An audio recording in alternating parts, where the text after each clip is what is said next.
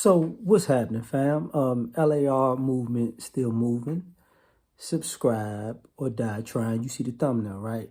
Money, marriage, race. Couple of days ago, just online, and I see this chart about which households have the most money. And there's a lot of Asian families. And now, when you say Asian, I mean they lumped into everything: Filipino, Vietnamese, Chinese, Japanese, Indian, Pakistan. Like, it was just a lot of Asians, and of course, Black, white, and Hispanic. And it went from like 100 and I want to say 30,000, either 180 and 130. I forget off the top of my head, all the way down to 35. Income per household. And we were at the bottom with 35. And I actually had this conversation with my son earlier today.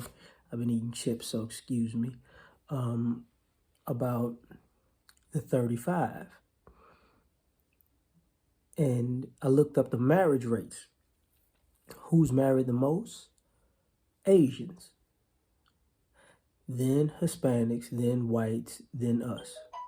Now, truth be told, Native Americans have the highest divorce rates, but it's funny how we don't count Native Americans anymore, which is crazy. But here's the issue. We bring up money. We're bringing up the idea that, these households stay together, so normally they have two incomes. And I would say with us being married at the bottom the least, our household families consist of predominantly single parent households, which make less money. So, and then you got to split it, where you got one parent who's making money, who's the non-custodial parent, normally the father, making money,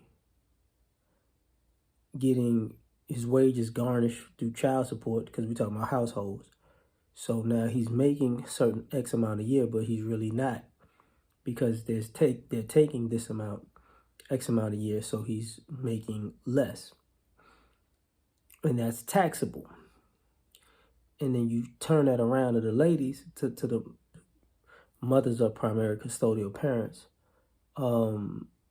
They're receiving extra income that's tax-free. So,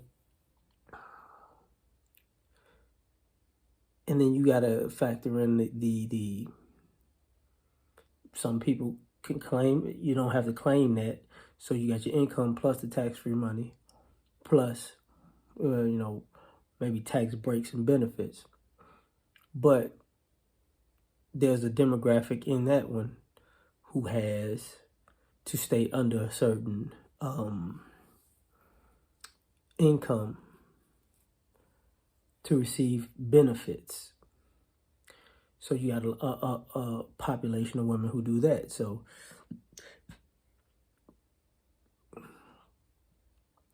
instead of having two incomes coming together, we're having two incomes, split apart with a ceiling on one or both of them. So when people think about marriage and money, we think about other groups are doing well where other groups are married. And then they had this whole interracial thing where they say the least divorced couple in interracial marriages is a white man with a black woman. And as far as income goes, with interracial couples, for the most part, even with Asians, the couple who had the most quote unquote money per se was a white man and an Asian woman. But every time a white man dated a non-white woman, it bumped up their their economic status. Same thing happened with white women for the most part.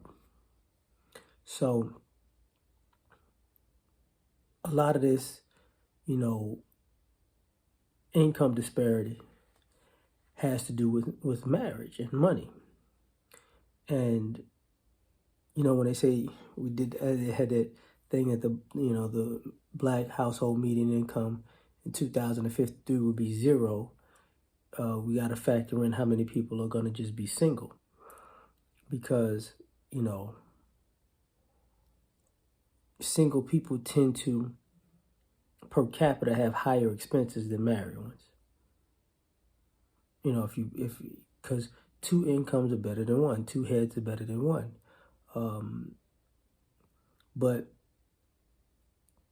normally it should be easier to save unless you got somebody really just sabotaging the family financially. So when you're seeing other groups do better, and we got to put the race thing in it, because Asians have made the most money, but, they're like half of our population, and that's with all of the Asian groups combined. So, of course, they're going to stick together per se because they're all they got. So, they're easier to work together. Us, on the other hand, not so much. It is what it is. Even with white America, you got to take into consideration that even white America has this thing where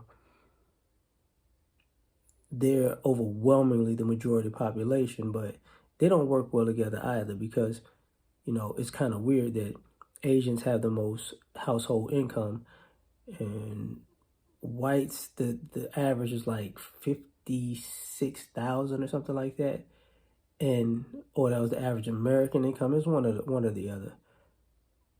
But to have 90+% of the wealth in this country, and the average white family is around either 56,000 or 70,000. It's a lot of failure in there. It's a lot. So